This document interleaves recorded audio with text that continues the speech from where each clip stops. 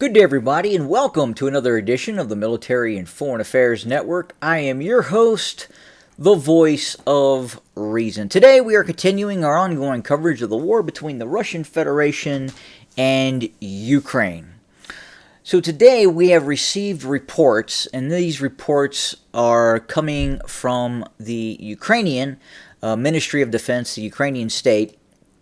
It is being reported that Ukrainian cruise missiles have struck the port city of Sevastopol. Specifically, it appears that the Ukrainian cruise missiles, in all likelihood, which are Storm Shadow cruise missiles, donated by or handed over by the United Kingdom, again struck dry dock facilities in and near Sevastopol.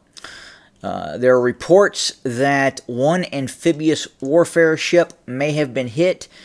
And another interesting note, the Ukrainians may have been able to hit a Russian diesel-electric submarine, a Kilo-class submarine that was dry docked in the port facilities in Sevastopol. Now, we have not been able to confirm that, but that is what is initially being reported, that possibly two vessels, one submarine, one amphibious warfare ship in dry dock were hit by these cruise missiles. Now, if these cruise missiles were indeed able to strike a submarine, either in port, surfaced, or in some sort of dry dock, the likelihood of that submarine being serviceable in the near future is incredibly remote. In all likelihood, it will be a total loss if, in fact, the Storm Shadow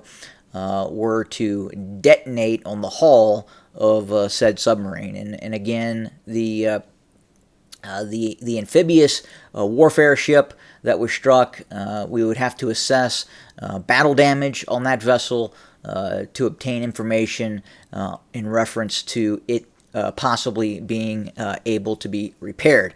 But we don't have that information as we speak.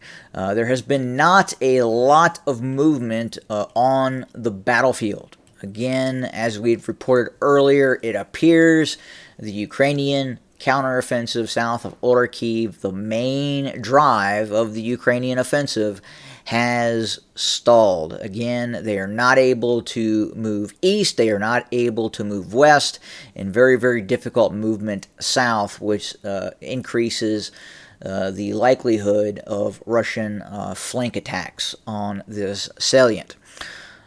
And again, I would have to imagine that with these strikes on Sevastopol, and if in fact Russian warships were hit in port, that the retaliation by the Russian Federation is going to be rather dramatic. If we can confirm that indeed the Ukrainians were able to hit a submarine in port or in dry dock being repaired, again, the Russians are going to strike back. Now, we do know that the Russians have been increasing the number of cruise missiles, ballistic missiles, and drone systems in its arsenal. And we believe that the Russians could be preparing to give the Ukrainians a very long winter. A series of attacks going after infrastructure targets designed to facilitate the war effort.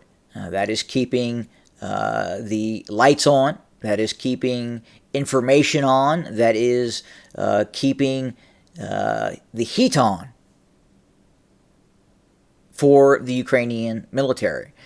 And as we know, the Russians launched wave after wave of strikes against Ukrainian energy targets last winter, and we're probably seeing a buildup by the Russians to commence those type of operations over the winter again. Now, is it going to achieve the goal of breaking the morale of Ukrainian forces? Difficult to say. But again, as this war continues to wear on, it can't help the morale of Ukrainian forces. Now, at the same time, we have seen the Ukrainians up the ante in terms of targeting targets inside of Russia that were never targeted in the first days of the conflict.